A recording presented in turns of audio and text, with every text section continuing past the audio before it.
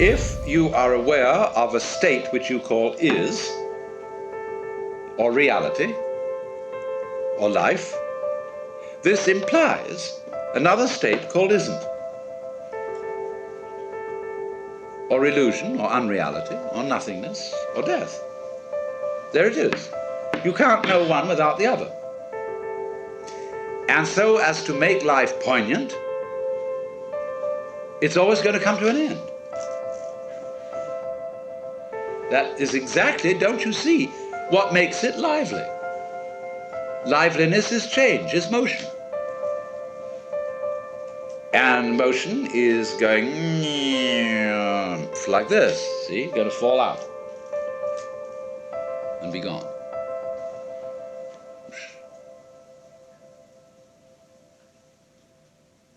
So, you see, you're always at the place where you always are.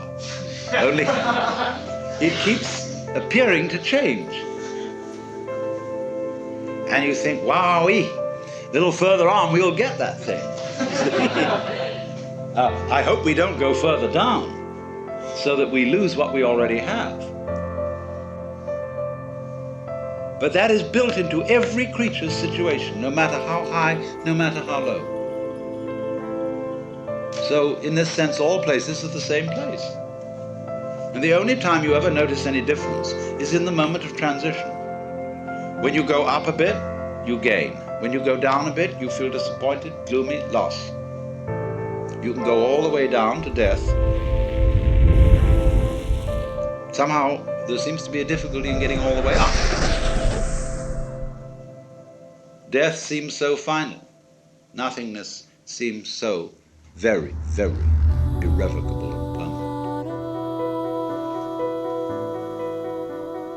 But then if it is, what about the nothingness that was before you started? So don't you see, what we've left out of our logic, and this is part of the game rule of the game that we're playing, the way we hoodwink ourselves is by attributing powerlessness to nothingness. We don't realize that is a complete logical fallacy. On the contrary, it takes nothing to have something. Because you wouldn't know what something was without nothing. You wouldn't know what the form is without the background space. You wouldn't be able to see anything unless there were nothing behind your eyes. Now imagine yourself with a spherical eye. You see all around. Now what's in the middle? See? Even if I have all this behind me in view, suddenly I will find that there is something in the middle of it all. There's a hole in the middle of reality. Like now, there seems to be not so much a hole but a wall, but any animal which had eyes in the back of its head would have the sensation I'm describing. Now, you may say to me, well, all that's wishful thinking. Because when you're dead, see? Now, wait a minute. What's that state of consciousness that talks in that way? This is somebody saying something who wants to make a point. Now, what point does that sort of person want to make? Like when you're dead, see? Why, that's one of the people who want to rule the world. It's to frighten you about death. Death is real, see? I mean, don't indulge in wishful thinking. All you people who dream of an afterlife and heavens and gods and mystical experiences and eternity, oh, you're just wishy-washy people. You don't face the facts. What facts? How can I face the fact of nothing, which is by definition not a fact? You see? All this is twaddle, from whichever way you look at it. So if you really go the whole way and see how you feel at the prospect of vanishing forever, of all your efforts and all your achievements and all your attainments turning into dust, nothingness. what is the feeling? What happens to you? It's a curious thing that in the world's poetry, this is a very common theme. The earthly hope men set their hearts upon turns ashes, or it prospers, and anon, like snow upon the desert's dusty face, lighting a little hour or two, is gone. All kinds of poetry emphasizes the theme of transience, and there's a kind of nostalgic beauty to it. The banquet hall deserted.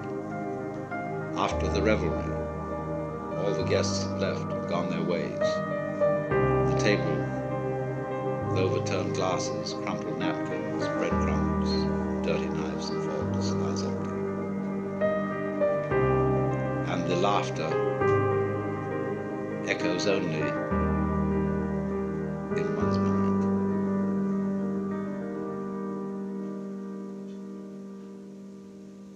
And then the echo goes. The memory, the traces are all gone. That's the end, you see. Do you see, in a way, how that is saying the most real state is the state of nothing? That's what it's going to all come to. With these physicists who think of the energy of the universe running down, dissipating in radiation, gradually, until there's nothing at all left. And for some reason or other, we're supposed to find this depressing. But if somebody is going to argue that the basic reality is nothingness, where does all this come from? Obviously from nothingness. Once again, you get how it looks behind your eyes, see? So cheer up, you see. This is what is meant in Buddhist philosophy by saying we are all basically nothing.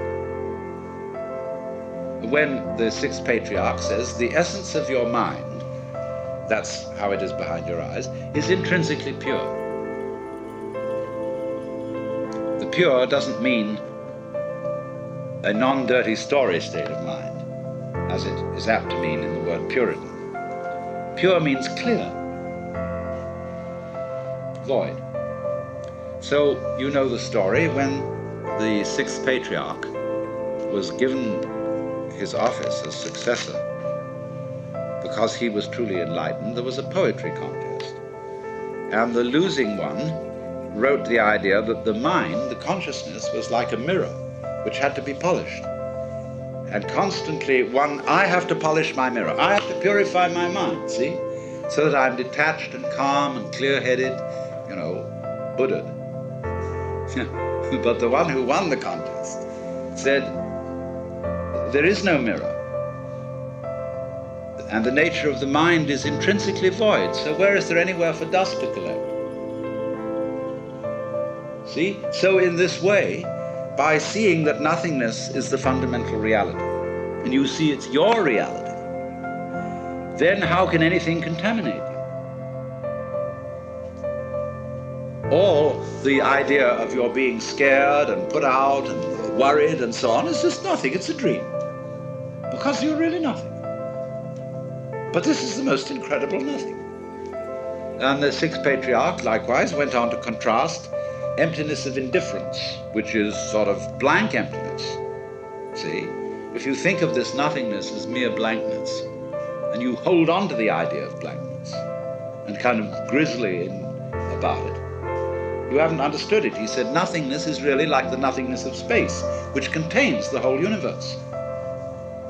All the sun, moon, and stars, and the mountains and rivers, and the good men and the bad men, and the animals and the insects, the whole bit, all are contained in void. So out of this void comes everything, and you're it. What else could you be?